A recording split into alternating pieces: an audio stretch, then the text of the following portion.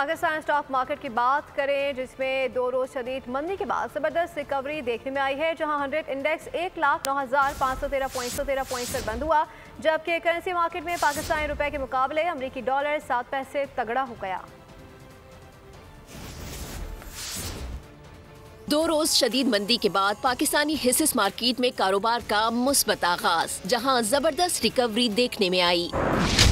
100 index 3,238 points की जबरदस्त तेजी के बाद 1,09,513 पॉइंट्स पर बंद हुआ।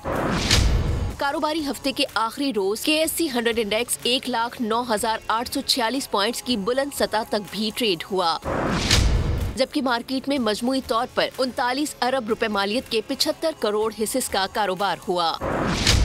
मार्केट में 281 कंपनियों के हिस्सेस में इजाफा, जबकि 119 कंपनियों के हिस्सेस में कमी हुई। उधर करेंसी तबादला मार्केट में रुपए की कदर गिरावट का शिकार रही, जहां अमरीकी डॉलर 7 पैसे महंगा हो गया। दिन के इख्तिताम पर इंटरबैंक में डॉलर 276 रुपए 42 पैसे पर बंद हुआ। सब्सक्राइब करें और बेल दबाएं ताकि कोई खबर रह न जाए।